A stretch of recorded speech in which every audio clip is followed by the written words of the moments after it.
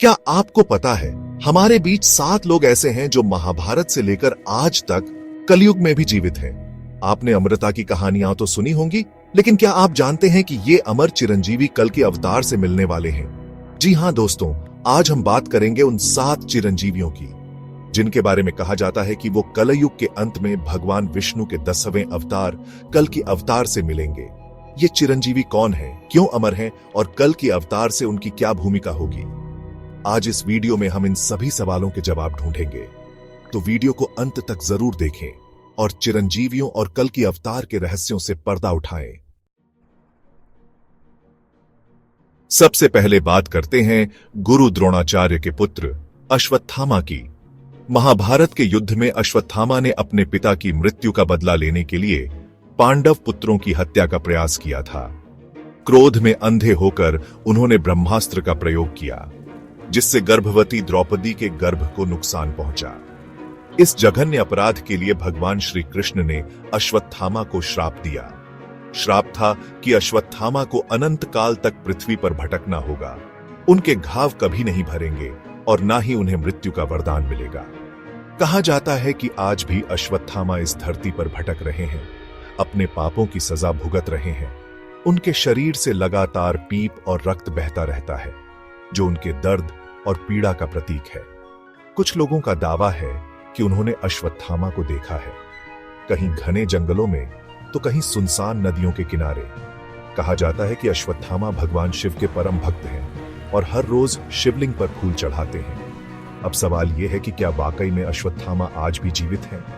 क्या यह सिर्फ लोगों की कल्पना है या फिर सच्चाई कुछ और है?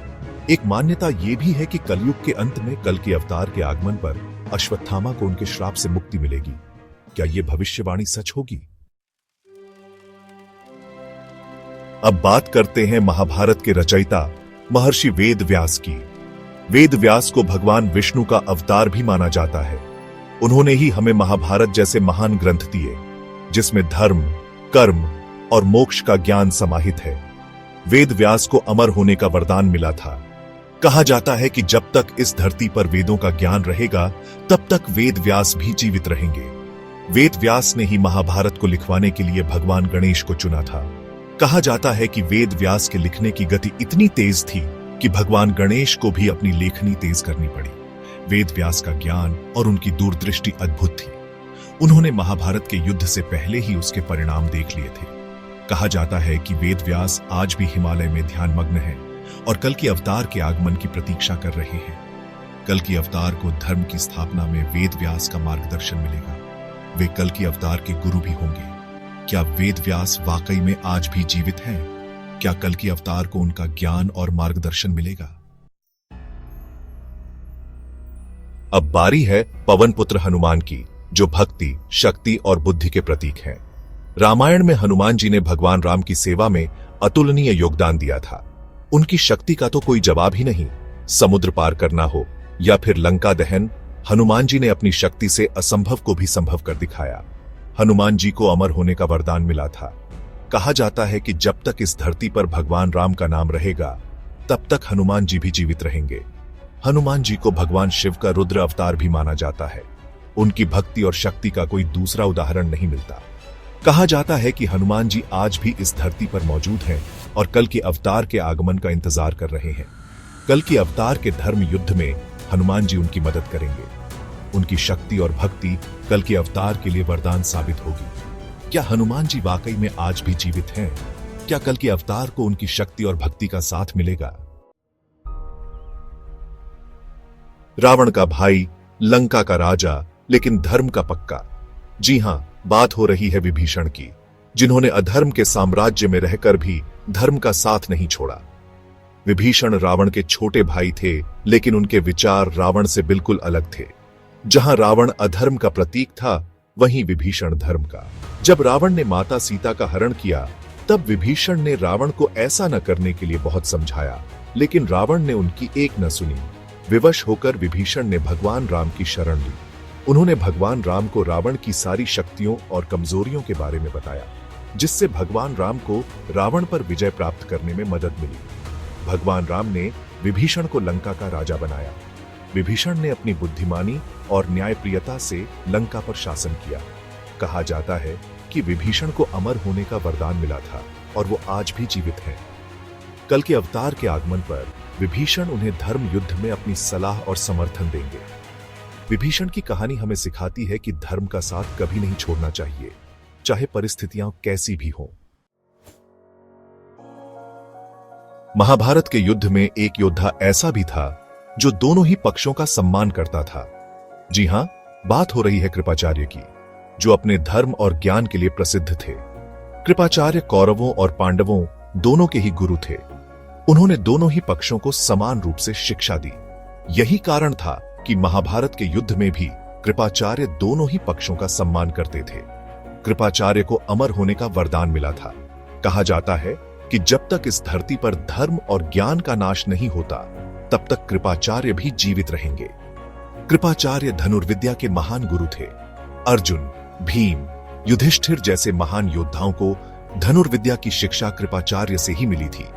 कहा जाता है कि कृपाचार्य आज भी हिमालय में ध्यानमग्न हैं और कल के अवतार के आगमन की प्रतीक्षा कर रहे हैं। कल के अवतार के धर्म युद्ध में कृपाचार्य उनकी सहायता करेंगे।